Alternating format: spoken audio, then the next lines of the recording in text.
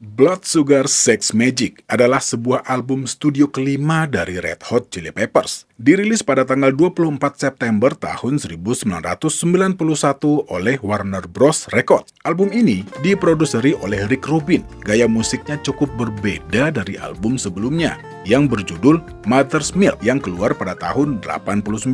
Apa yang membuat album ini begitu fenomenal, sehingga menjadikan Red Hot Chili Peppers akhirnya mencapai puncak dan semakin dikenal oleh dunia? Yuk kita bahas beberapa cerita menarik seputaran album ini.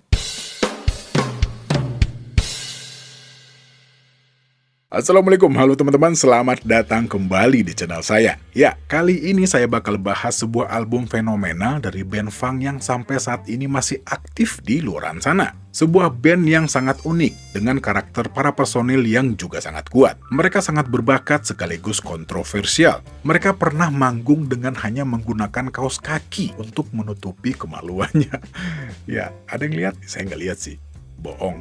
Ya, pada tahun 1984, Red Hot Chili Peppers merupakan band yang boleh dibilang kurang mendapat perhatian dari khalayak. Mereka adalah sebuah band pesta. Mereka terlalu funky untuk musik hair metal yang sedang naik daun. Mereka menulis lagu yang cukup unik atau boleh dibilang aneh pada saat itu. Mereka dipuja sebagai band yang mempunyai karakter yang kuat, dan beberapa lagu mereka juga sudah diputar di radio. Tapi, pijakan mereka belum terlalu kuat. Label mereka sendiri pada waktu itu menolak memberikan fasilitas kepada mereka. Dan dekade itu berlalu dengan kesuksesan kecil. Kecanduan heroin yang selalu menjadi masalah, akhirnya menjadi pengalaman hitam yang pahit bagi mereka. Kembali ditinggalkan oleh sang drummer, dan sebuah tragedi yang dialami oleh Hillel Slovak yang akhirnya merenggut nyawanya. Setelah mengalami beberapa pergantian personil, Red Hot masih mencoba untuk terus bertahan. Kepergian Slovak akhirnya terobati dengan kedatangan John Frusciante, dan setelah sekali lagi ditinggalkan oleh Aaron Jones, posisi drum diisi oleh Chad Smith, dan perlahan-lahan mulai memperlihatkan harapan baru bagi musik Red Hot Chili Peppers. Terbukti dengan keluarnya album Mother's Milk, album studio keempat yang dirilis pada bulan Agustus tahun 1989, yang mencerminkan pendewasaan musik mereka, namun tetap mempertahankan perpaduan gaya mereka yang khas dengan funk yang dimotori oleh bass. Tapi secara komersial album ini tidak terlalu baik, dan posisi di tangga lagu pun tidak terlalu bagus. Dengan didorong oleh lagu cover yang berjudul Higher Ground, punyanya Stevie Wonder, dan single kedua mereka yang berjudul Knock Me Down, album ini berhasil masuk dalam jajaran 50 besar tangga lagu Billboard 200 dan penjualannya cukup stabil, dengan sertifikasi emas atas penjualan sebanyak 500.000 keping dalam waktu kurang dari setahun. Dengan ketenaran yang masih sulit dicapai, walaupun dengan rangkaian rekaman yang diterima dengan baik, tapi mengecewakan secara komersial, mereka memutuskan untuk menghentikan kontrak dengan EMI dan menandatangani kontrak dengan label yang bernama Warner Bros. Pada sebuah wawancara pada tahun 91 dengan majalah musik Kerrang, John Frusciante sempat bilang, bukan berarti sebuah perusahaan rekaman harus memahami musik Anda, tapi mereka harus pandai menjualnya, katanya. Dan akhirnya Warner Bros. Datang memberikan perubahan, memberikan apa yang mereka mau. Dengan dukungan label yang baru dan pola pikir yang jauh lebih baik, band ini mulai bekerja untuk merekam album kelima mereka pada musim semi di tahun 91. Seorang produser kenamaan bernama Rick Rubin akhirnya setuju untuk bekerja sama dengan Red Hot. Setelah sebelumnya, dia menolak ajakan band ini untuk memproduseri album The Uplift Mofo Party Plan. Rick Rubin akhirnya setuju untuk menjadi produser kali ini, dan proses kreativitas dari album ini boleh dibilang cukup baik, tidak seperti album sebelumnya. Produser mereka pada saat itu yang bernama Michael Beinhorn terasa lebih diktator dalam menggarap The Uplift Mofo Party Plan dan Mother's Milk. Di sisi lain, Rick Rubin merasa nyaman untuk terlibat langsung ataupun lepas tangan, tergantung pada kebutuhan sesi rekaman. Album ini direkam di The Mansion, sebuah rumah yang disulap menjadi studio di daerah Laurel Canyon, miliknya Rick yang cukup luas. Ya, sedikit informasi, ada yang bilang kalau rumah ini punyanya Harry Houdini, atau Harry katanya sempat tinggal di sana. Tapi setelah saya gali lagi infonya, katanya tidak pernah ada kepemilikan atas nama Harry Houdini untuk rumah ini. Walaupun ada kemungkinan istrinya sempat tinggal di sini sepeninggal Harry Houdini, dan katanya rumah ini juga ada hantunya ya. katanya. Saya sih nggak percaya hantu ya. Oke, kita balik lagi. Album Blood Sugar Sex Magik merupakan sebuah contoh pendekatan yang fleksibel dari produsernya, yang memberikan kebebasan bagi band untuk berkreasi dan mengembangkan rasa tentang petualangan mereka. Anthony Kiedis sempat bilang, "Kami telah menjadi diri kami sendiri, dan kami tahu siapa kami dan apa yang ingin kami lakukan," katanya kepada Entertainment Weekly. "Kami melakukan rekaman setiap hari, dan itu sangat santai, dan tidak ada tekanan, dan kami bersedia untuk mencoba apapun," lanjutnya. Di sisi lain, Rick Rubin memberikan kebebasan kepada mereka untuk bereksperimen dengan sound dan lirik, dan hasil akhirnya adalah rangkaian lagu yang penuh percaya diri, bervariasi, dan dibuat dengan sangat baik, yang juga mewakili aliran yang sangat artistik dari Red Hot Chili Peppers, lebih melodis dan bertekstur dari album-album mereka sebelumnya, menampilkan tema utama tentang seks, hubungan, kecanduan, depresi, dan penyakit sosial. Blood Sugar Sex Magik adalah album yang penting, tidak hanya bagi para penciptanya, tetapi juga dalam konteks yang lebih luas kepada genre rock alternatif. Album ini juga merupakan rangkaian lagu yang mempunyai hubungan satu sama lain, konsisten dan merata, dengan 17 lagu yang boleh dibilang mempunyai aransemen yang cukup luas. Di antara 5 single yang dirilis, lagu ratapan yang menggetarkan untuk kisah cinta yang hancur yang berjudul Breaking the Girl.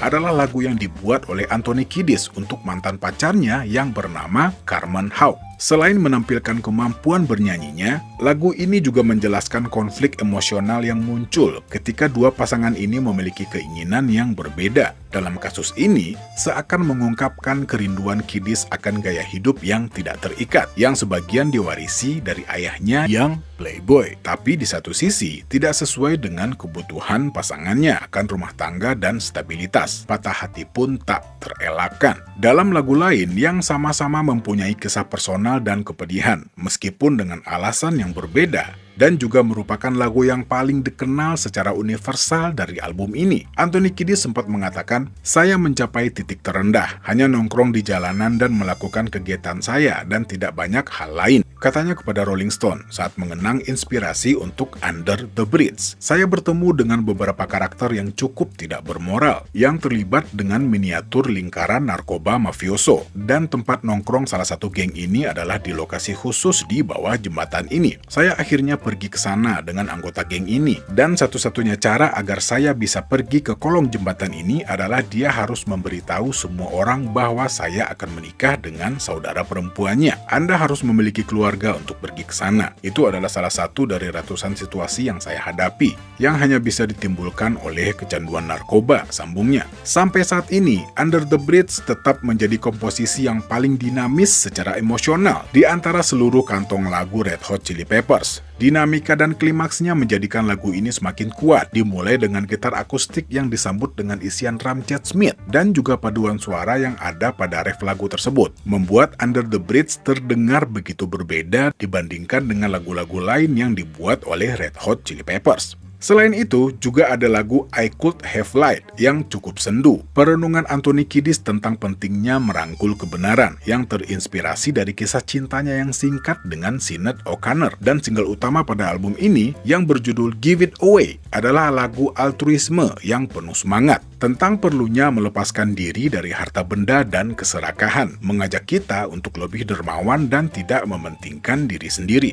Single ketiganya berjudul Suck My Kiss. Well, I'm sailing.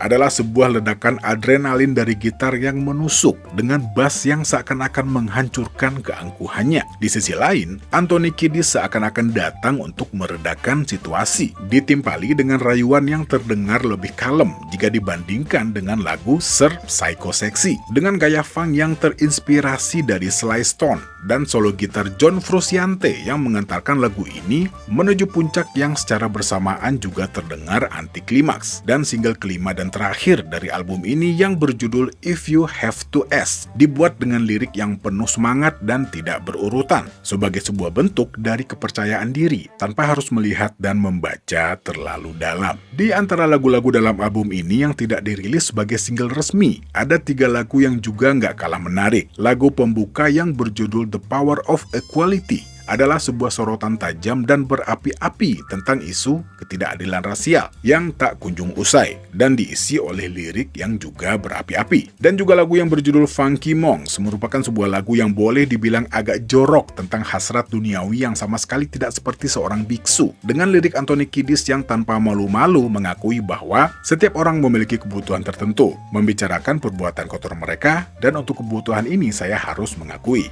hidup dengan keyakinan saya yang rendahan. Ya kira-kira begitu ya arti liriknya. Oke, lanjut. Pada lagu My Lovely Man berisi tentang sebuah penghormatan kepada mendiang seorang pria asal Slovakia yang disandingkan dengan kesedihan Anthony Kiedis atas kepergian temannya dengan pernyataan yang optimis bahwa mereka akan bertemu kembali suatu saat nanti. Anthony bercerita kepada Rolling Stone, My Lovely Man adalah tentang cinta saya kepada Hillel dan fakta bahwa pada akhirnya saya akan menemukannya. Ini seperti ketika saya mati. Saya mengandalkan dia untuk menyelamatkan saya dan setiap kali saya menyanyikan lagu itu, Hillel benar-benar hadir di dunia saya, katanya. Dengan single-single yang tersebar di seluruh MTV dan radio untuk waktu yang lama, mulai dari akhir 91 hingga 92, Blood Sugar Sex Magik boleh dibilang sebagai sebuah raksasa komersial nan kritis yang akhirnya meraih 7 kali platinum di Amerika Serikat dan terjual jutaan kopi di seluruh dunia. Dan yang lebih penting lagi, album ini merupakan titik dari tonggak sejarah yang dimana Red Hot Chili Peppers telah mengembangkan karir yang cukup produktif, yang akhirnya menjadikan mereka semakin dikenal. Red Hot Chili Peppers telah melewati badai dan mereka berhasil melaluinya dengan sangat baik. Blood Sugar Sex Magik mencapai puncaknya di nomor 3 di Billboard 200 Amerika Serikat. Tapi di sisi lain, keberhasilan album ini juga membuat John Frusciante keluar dari band selama tur tahun 92 karena dia merasa tidak nyaman dengan ketenaran, walaupun akhirnya bergabung kembali pada tahun 1998. Sekali lagi, Blood Sugar Sex Magik secara luas diakui sebagai sebuah rilisan yang berpengaruh dan penting dalam kancah musik rock alternatif tahun 90-an. Steve Huey dari AllMusic menyebutnya sebagai mungkin album terbaik yang pernah dibuat oleh Chili Peppers. Dan di tempat lain, Flea memiliki pandangan yang sama. Pada tahun 2023, Flea menyebut album ini sebagai album Red Hot Chili Peppers favoritnya. Dan album ini merupakan album terlaris kedua dari band ini sebelum Californication. Oke, Blood Sugar Sex Magik. Ya, jujur aja saya pertama kali tahu Red Hot itu gara-gara lagu Under the Bridge, tanpa tahu lagu-lagu mereka yang lainnya. Saya dengerin sebuah kompilasi kalau nggak salah pada waktu itu. Dan ya, terus ada lagi satu lagu judulnya Soul to Squeeze. Nah, itu juga asik tuh. Ya oke, kalau teman-teman sendiri gimana? Apa track favorit teman-teman di album ini? Ya, mari kita berbagi di kolom komentar. Oke, sepertinya sekian dulu video kali ini. Terima kasih yang udah pada nonton. Saya Al pamit. Assalamualaikum warahmatullahi wabarakatuh.